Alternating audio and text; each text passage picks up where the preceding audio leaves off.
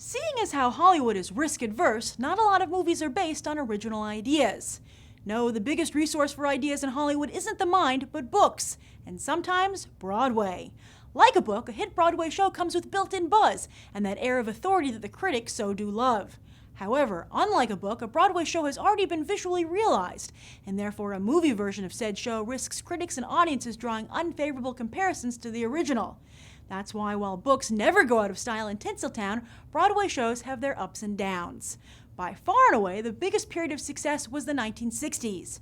Playwrights Neil Simon and Tennessee Williams became household names, as did the songwriting duos Rodgers and Hammerstein and Lerner and Loewe. But as the musical became less popular with moviegoers, and mainstream fare less popular with theatergoers, Hollywood and the Great White Way drifted apart. But then, recently, first with Moulin Rouge and then with Chicago and all its Oscars, suddenly the musical is hot again in Hollywood. The Phantom of the Opera, The Producers, Rent, Dreamgirls, Hairspray, Sweeney Todd, Mamma Mia, and Nine were all recently immortalized in celluloid, some more successfully than others. But there were enough successes that Hollywood has more on the way. First up is Rock of Ages, set to hit theaters next summer.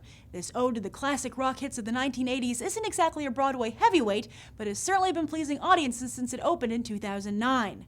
Adam Shankman, who brought Hairspray to the big screen, will do the same for Rock of Ages, with a surprisingly strong cast. Tom Cruise, Alec Baldwin, Catherine Zeta-Jones, Paul Giamatti, Mary J. Blige, and Russell Brand all star. Also, Les Mis is returning to the big screen for the first time in its musical form, as Tom Hooper's follow-up to his Oscar opus, The King's Speech. That film will star Hugh Jackman, who began as a musical performer, as well as Anne Hathaway. But as Broadway itself gets more commercial and more movie stars do stints on the stage, there are more areas of crossover as well. Roman Polanski's 2011 awards contender is Carnage, based on the Tony-winning French play God of Carnage. But it's not just the name that's changed.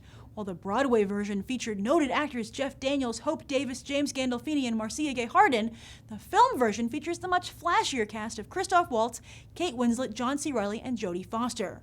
Although, to be fair, Daniels and company had replaced the original English-language cast of Ralph Fiennes, Tamsin Greig, Janet McTeer, and Ken Scott when it debuted in the UK. But all hope is not lost for the theater actor.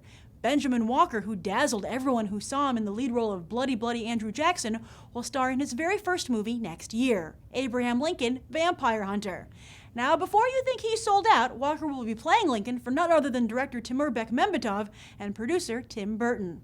So, do you think Hollywood and Broadway are good for each other or bad?